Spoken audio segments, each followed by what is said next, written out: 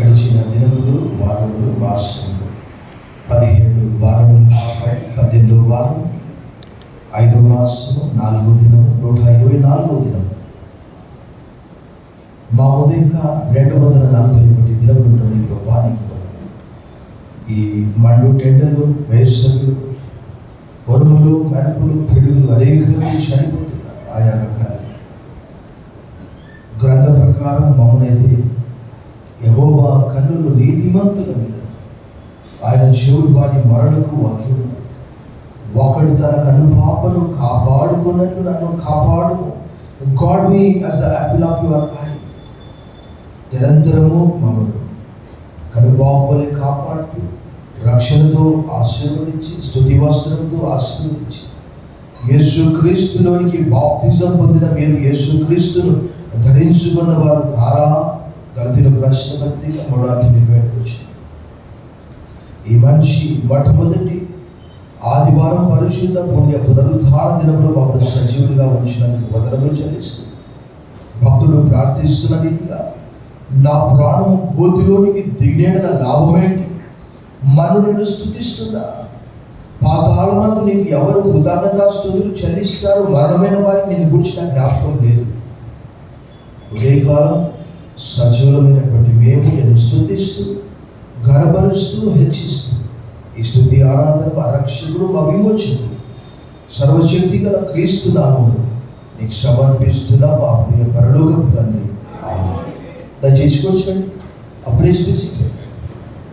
A warm welcome to this Lone Star Telugu Baptist Church service. ఈ ఉదయకాల ఆరాధన కూర్చున్నదని ఇప్పుడు ఆహ్వానిస్తున్నా. Greet you all in the name of our Lord and Savior Jesus Christ. ప్రభువు రక్షకుడైన యేసుక్రీస్తు వారి శుభ దివ్య శక్తి గల నామములో మీ అందరికి శుభములు, సమాధానం కలుగుగాక. ప్రభునందు మిక్కిలి ప్రియులారా, మీ అందరి క్షేమం తలస్తూ ప్రార్థిస్తున్నా. మీకు ఇంకా ఏదైనా ప్రార్థన అవసరత ఉంటే మాకు తెలియచేయండి. మండు టెండలో జాగ్రత్తగా ఉండాలి. మరి తీవ్రమైనటువంటి ఎండలు మనం చూస్తూ ఉన్నాం.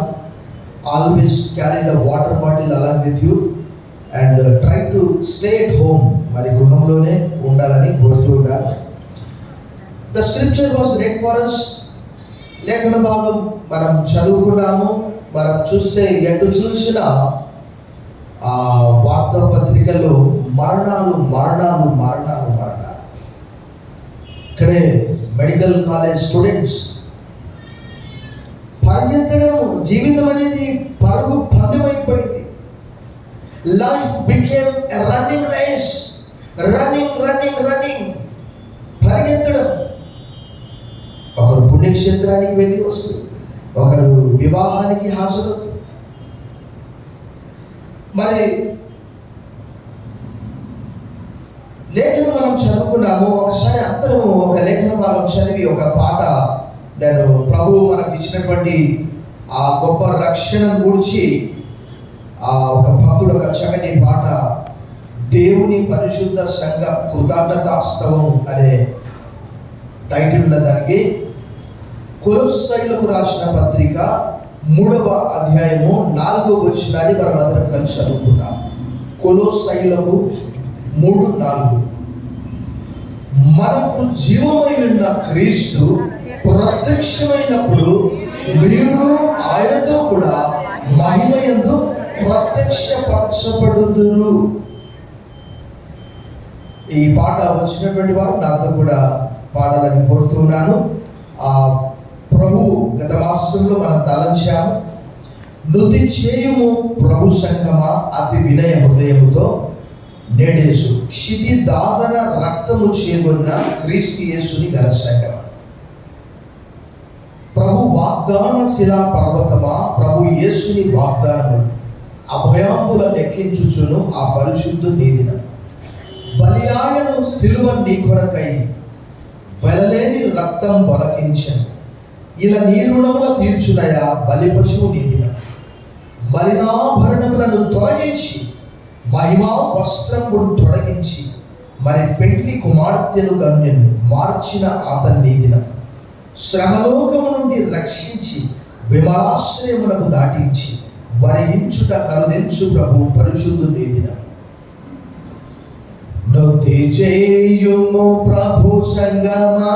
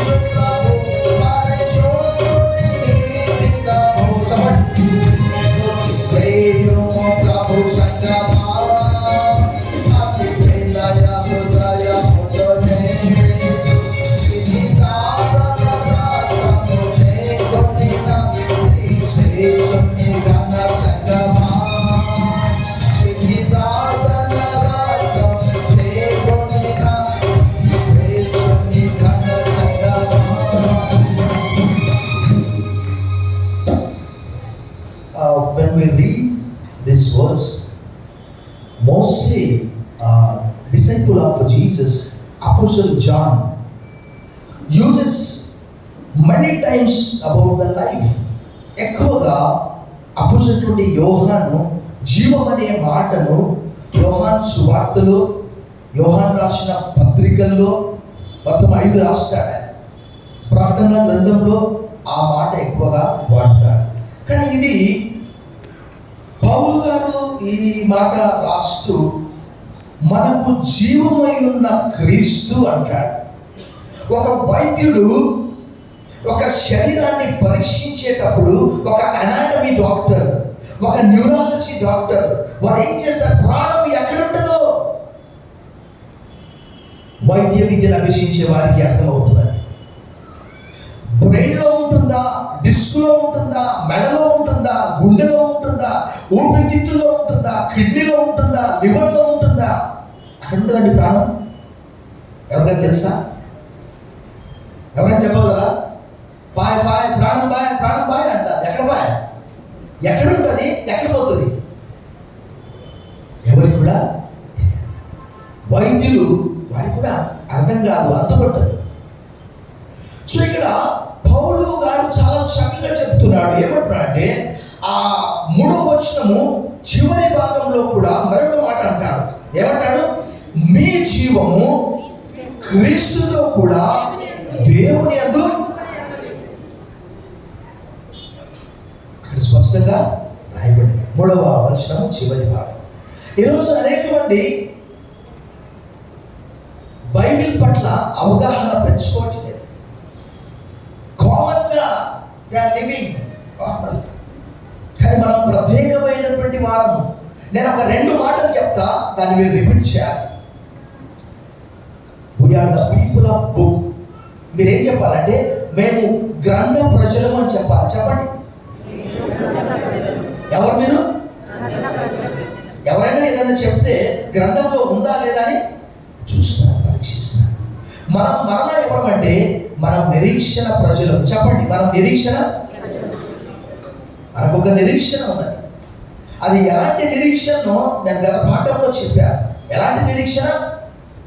జీవం గల నిరీక్షణ, జీవంతో కూడిన నిరీక్షణ. పేతురు రాసిన 1వ పత్రిక 1వ అధ్యాయంలో భక్తుడు చెప్తాడు. అదే పేతురు రాసిన పత్రికలో మరొక మాట అంటాడు 13వ వచనంలో. ఏంటది? సంపూర్ణమైనటువంటి నిరీక్షణ. అదే పౌలు తీతుకు రాస్తూ చెప్తాడు మరొక మాట ఏంటి? శుభప్రదమైన నిరీక్షణ. మనకు 3 నిరీక్షణలు ఉంటున్నాయి. ఇక్కడ కూడా పౌలు గారు నిరీక్షణతో కూడినటువంటి మాటలు మనకు తెలియజేస్తూ ఉన్నాడు. ఈ మాట నేను ఎందుకు తీసుకున్నానంటే, వాస్తవంగా యేసుప్రభు వారు చనిపోయి సమాధి చేయబడి తిరిగి లేపబడి ఎన్ని రోజులు కనిపించాడు అనేక మందికి?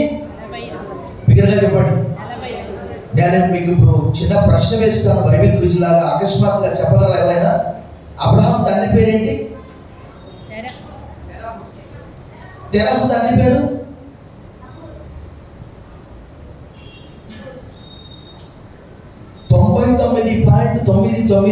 మందికి అకస్మాత్తుగా మధ్యరాత్రి లేపి అడిగితే ఏదైనా చెప్పగలరా? కారణం ఏంటంటే మీరు చాలా బిజీగా ఉన్నారు, లేఖనాలు పఠించట్లేదు.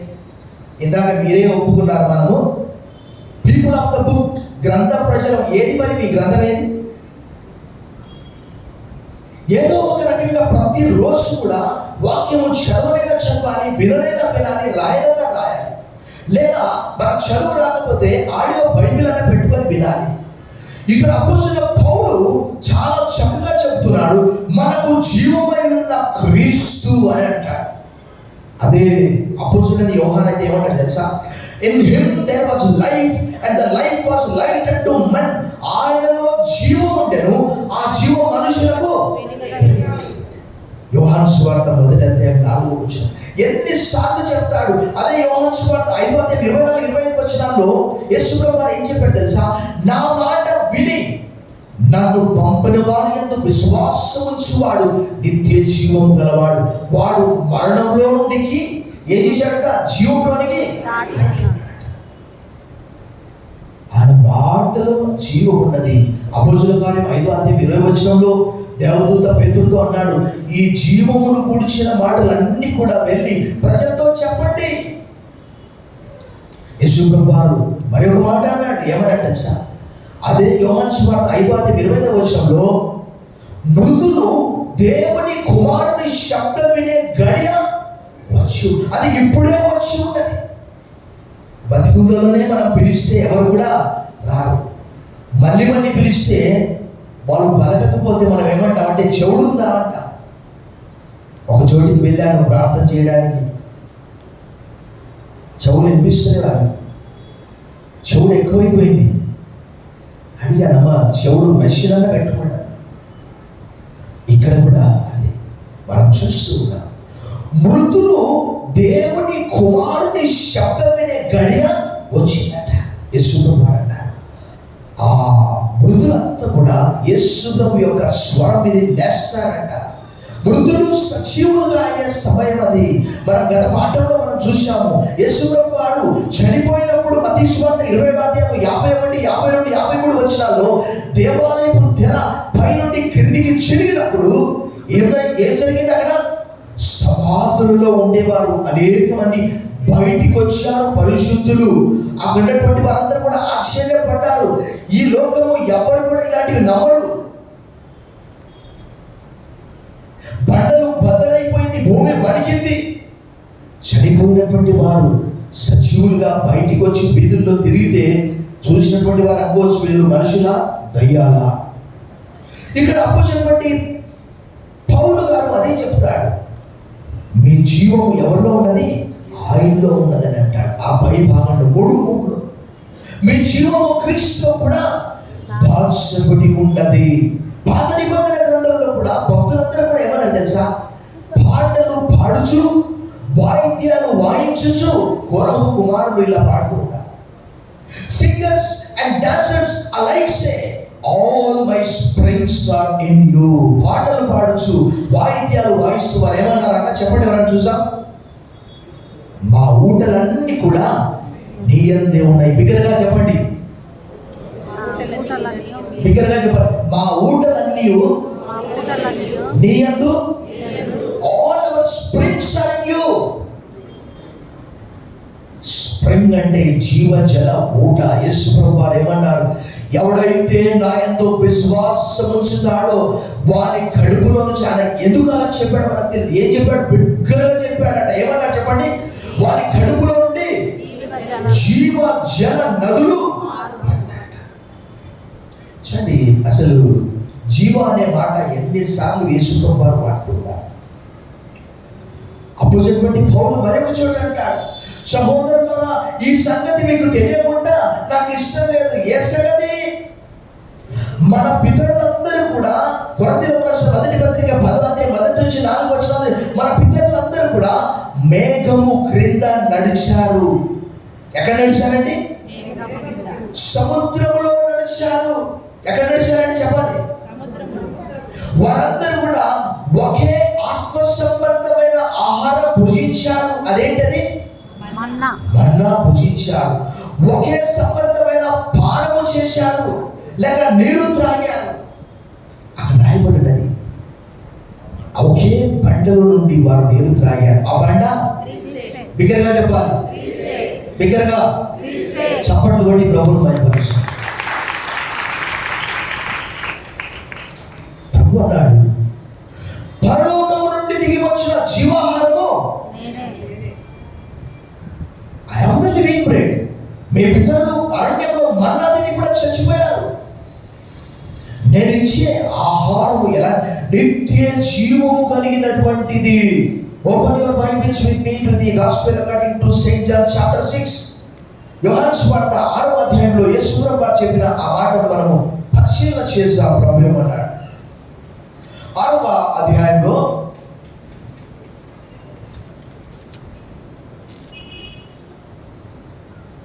49-50 వచనాలు. మీ పితరులు అరణ్యంలో మన్నాను తిన్నను, దేనిని తినువాడు శాపకుండునట్లు పరలోకము నుండి దిగి వచ్చిన ఆహారం ఇది.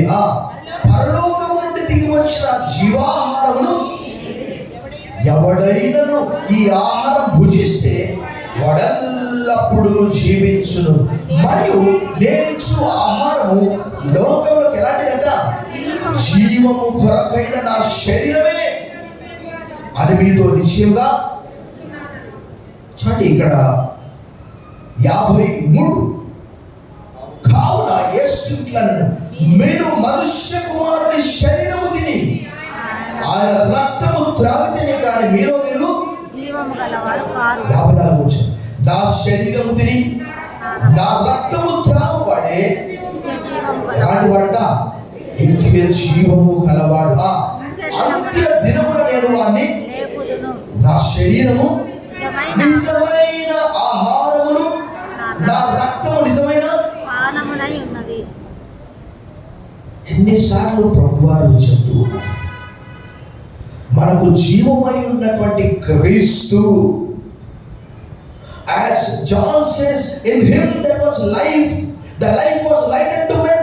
उनमें जिंदगी था और वो जिंदगी लोगों को दुनिया को नूर थी, నూర్ అంటే లైట్.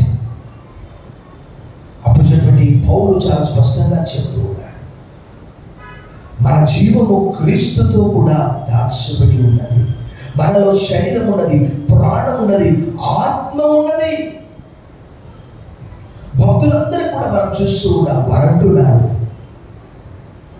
ఒకనొక సందర్భంలో అప్పుడైనటువంటి పౌలు ప్రయాణం చేస్తూ ఉన్నాడు. చివరి గడియల్లో ఓడ బద్దలైపోయింది.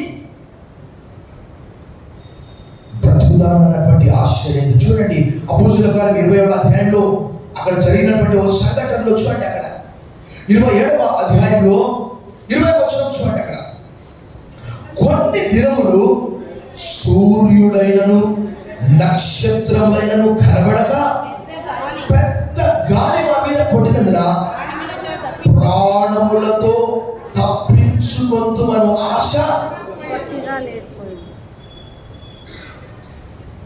ప్రాణం అనే మాట అక్కడ రాయబడింది. దాన్నే మనం జీవం అని అంటున్నాం. ఆశ లేదు, కానీ అక్కడ ఒక అద్భుతం జరిగింది. ఏంటి తెలుసా? దేవుడు ఒక దేవదూతను పంపించాడు పౌలు యొద్దకు.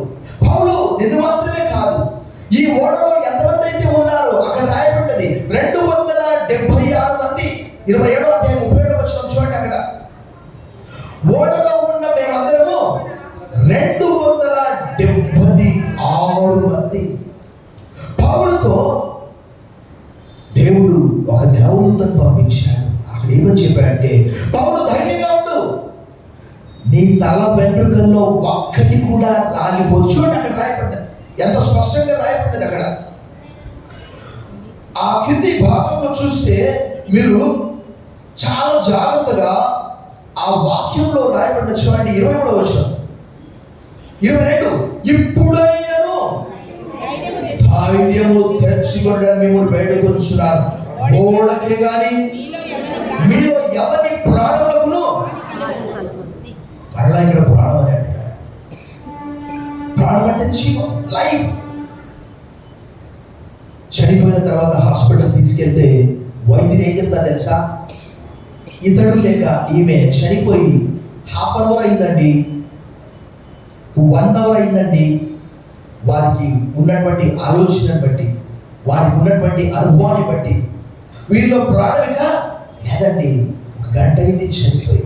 పౌలు అంటున్నాడు, బ్రతుకుతామన్నటువంటి ఆశ లేదు, కానీ అక్కడ రాయబడ్డది మీలో ఒక్కని వెంట్రుక కూడా రాలదు అని 33-34 వచనాలు రాయబడి. చూడండి అక్కడ తెల్లవారుచుండగా పౌలు 14 దినముల నుండి మీరేమీ పుచ్చుకోవడానికి ఉపవాసంతో కనిపెట్టుకున్నారు కనుక ఆహారం పుచ్చుకోవడం మిమ్మల్ని వేడుకోవచ్చు, ఇది మీ ప్రాణ రక్షణకు.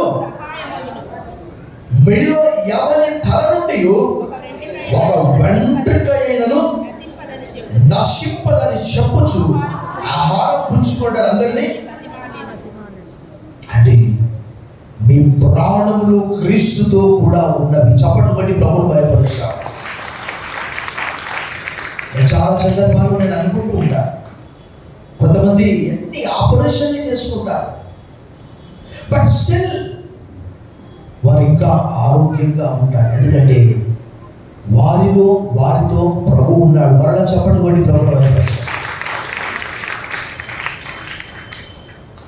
ప్రభునందు మిక్కిలి ప్రియులారా, ఒకవేళ అదే పేతురు అయితే, పౌలు అయితే మనకు జీవమై ఉన్న క్రీస్తు అన్నాడు.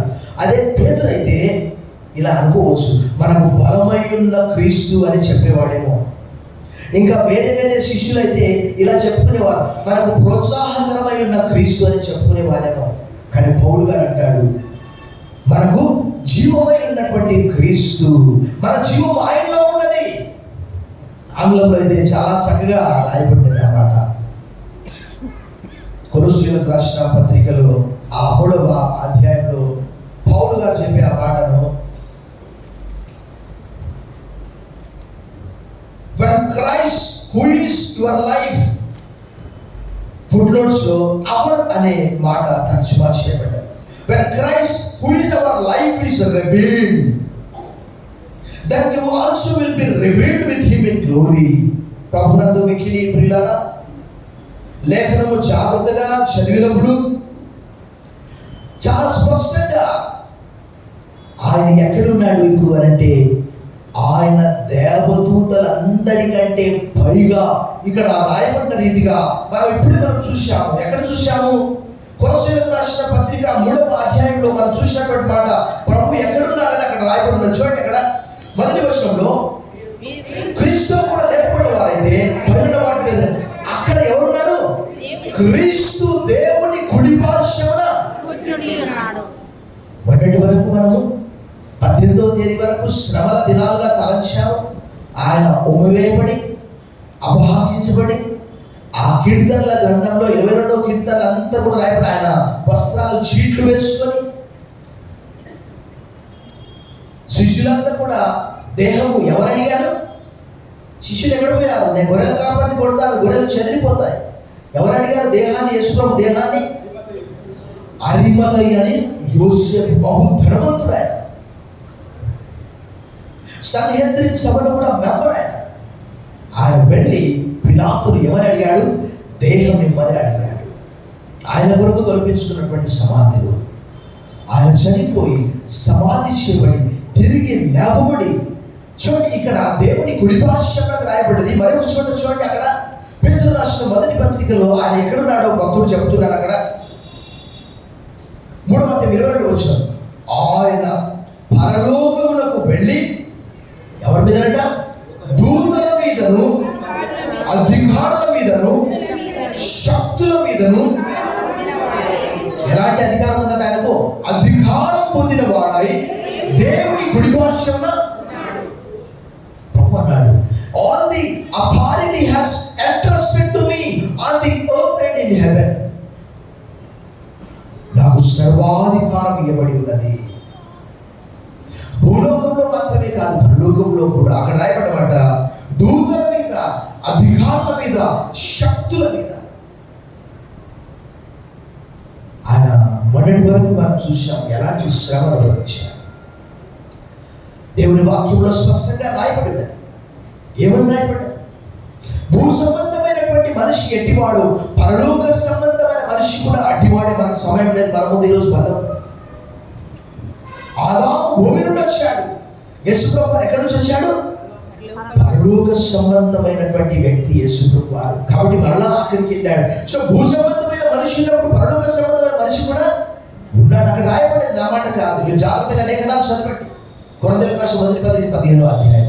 ప్రభునందు మిక్కిలి ప్రియులారా, ఆయన వచ్చినప్పుడు ఆయన మహిమ మనకి ఇస్తాడంట. అదంతా కూడా కొరింథీయులకు రాసిన 2వ పత్రిక 3వ అధ్యాయంలో రాయబడ్డది. కొరింథీయులకు రాసిన మొదటి పత్రిక 15వ అధ్యాయంలో రాయబడ్డది. 13వ అధ్యాయంలో కూడా రాయబడ్డది. ఇప్పుడైతే అద్దంలో చూసినట్టుగా మనం చూస్తున్నాము. ఆయన వచ్చినప్పుడు ముఖాముఖిగా మనం చూస్తాం. అదే యోహాను రాసిన 3వ పత్రిక 1వ అధ్యాయంలో కూడా రాయబడ్డది. ఆయన వచ్చినప్పుడు ఎలా జరుగుతుంది అని అంటే ఇదంతా కూడా మనకు వాక్యము సౌందర్య అర్థమవుతుంది. ఇదిగో ఆయన మేఘారుడై వచ్చుచున్నాడు, ప్రతి నేత్రము ఆయన చూచును. ఆయన పొడిచిన వారందరూ ఆయన చూచును, భూజనులందరూ ఆయన చూచి బిగ్గరగా చెప్పండి, రొమ్ము కొట్టుకొందురు. అవును, నమ్మిన వారైతే. కొరింథీయులకు రాసిన మొదటి పత్రిక 16:22లో ఎవడైనా ప్రభువును ప్రేమింపకుంటే వాడు శపింపబడును గాక, మరణత ప్రభా త్వరగా వచ్చుచున్నాడు. ప్రభునందు మిక్కిలి ప్రియులారా, మనకు జీవమై ఉన్నటువంటి క్రీస్తు ప్రత్యక్షమైనప్పుడు అపోజిట్ పౌలు చాలా స్పష్టంగా చెప్తూ ఉన్నాడు. లేఖనాలు జాగ్రత్తగా పఠించాలి. మీరును ఆయనతో కూడా మహిమయందు ప్రత్యక్షపరచబడదు. ఆయనకు దేవుడు ఎలాంటి మహిమ ఇచ్చాడు, ఎలాంటి పక్షపాతం లేదు. ఎందుకంటే దేవుడు వాక్యం రాయబడింది, దేవుడు క్రీస్తును ఆయన శక్తితో లేపాడు, మనం కూడా లేపుతాం. ఆయనకు మహిమాశక్తం. కాకపోతే ఆయన వెంటనే 3 రోజులకే లేచింది, మనం అట్లా కాదు. అదంతా తెస్సలోనికీయులకు రాసిన మొదటి పత్రిక 4వ అధ్యాయంలో రాయబడ్డది, 13 నుంచి 18. కొరింథీయులకు రాసిన మొదటి పత్రిక 15వ అధ్యాయంలో రాయబడి ఒక లేఖనాన్ని మనం చూసాం. కొరింథీయులకు రాసిన మొదటి పత్రిక 15వ అధ్యాయంలో చూడండి, అక్కడ రాయబడ్డ మాట.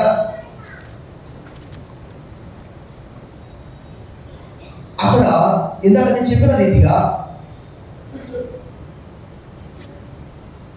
43వ వచనం, ఘనహీనమైనదిగా విధపడి ఆగండి, మహిమ గలదిగా. దానికంటే ముందుగా మనము ఫిలిప్పీలకు రాసిన పత్రిక 3వ అధ్యాయము చివరి 21వ వచనం మనము చదువుతాం. సమస్తమును తనకు లోపరుచుకొనజాలిన శక్తిని బట్టి ఆయన మన దీన శరీరమును ఎలా మనిషాడట? తన మహిమ గల శరీరమునకు. ఆయన ఎలా ఉంటాడో మనం కూడా అలాగే ఉంటాడు. యోహాను కూడా అదే తెలియజేస్తాడు. కానీ కావాల్సిందల్లా ఏంటి అని అంటే నమ్మకము. లాజరు చనిపోయినప్పుడు యేసు ప్రభువు అన్నారు, if you would believe you would see God's glory. నీవు నమ్మిన యెడల దేవుని మహిమను. లాజరు చనిపోయి 4 దినాలు అయింది. దేవుని గ్రంథంలో రాయబడ్డది 32వ అధ్యాయం 39-40 వచనాలు. మృతులను సజీవులుగా చేసే దేవుడు చప్పట్లు కొట్టి ప్రభువును మహిమపరచండి బిడ్డలుగా. నేనే దేవుడు. మృతి నొందించువాడు నేనే, బ్రతికించువాడు నేనే. నా చేతిలో నుంచి ఎవరు కూడా విడిపించలేరని దేవుడు చెప్పాడు. ద్వితీయోపదేశకాండం 32-39-40 వచనాలు. ఇక్కడ కూడా ఘనహీనమైనదిగా విత్తబడి మహిమ గలదిగా లేపబడి. అక్కడ గ్రంథం మనం జాగ్రత్తగా చెప్పాలి. బలహీనమైనదిగా విత్తబడి బలమైనదిగా, అది పునరుద్ధాన శక్తి. అందుకే నేను ఆరంభంలో మీకు చెప్పాను, we are the people of book, we are the people of hope. మనం నిరీక్షణ గల ప్రజలు, మనము గ్రంథము కలిగి ఉన్నటువంటి ప్రజలు. మనం గ్రంథాన్ని గతము, ప్రస్తుతము, భవిష్యత్తును గురించి రాయబడినటువంటి ఈ గ్రంథాన్ని మీరు పఠించండి, తలవంచండి. ప్రార్థన చేశాం. సర్వశక్తి గల దేవా, ఈ ఉదయకాలం మనకు జీవమైన క్రీస్తు ప్రత్యక్షమైనప్పుడు మనమందరం కూడా ఆయన వలె ఉంటాము అని భక్తులు పౌలు తెలియజేస్తున్నాడు. ఈ ఉదయకాలం మా ఊటలన్నీ కూడా నీ యందే ఉన్నవి. All our springs are in you. జీవాధిపతి వందనములు, వందనములు. దయగల తండ్రి, ఈ మొట్టమొదటి మాసంలో మమ్మల్ని సజీవులుగా ఉంచారు. పాతాళంలో ఎవరు నీకు కృతజ్ఞతాస్తుతులు చెల్లిస్తారు? మరణమైన వారికి నేను కూర్చిన జ్ఞాపకము లేదు కదా. మమ్మల్ందరినీ కూడా పాతాళం నుంచి విడిపించి పరలోక వారసులుగా ఎఫెసీ 2:7 కొలస్సీయులకు రాసిన పత్రిక 1వ అధ్యాయంలో అంధకార సంబంధమైన అధికారం నుంచి మనల్ని విడిపించి పరలోక సంబంధమైన వెలుగు పౌరులుగా తీర్చిదిద్దాడు. ఈ మంచి సమయం కొరకు వదనములు చెల్లిస్తూ యేసు నామములో ప్రార్థిస్తున్నాం తండ్రి. ఆమేన్.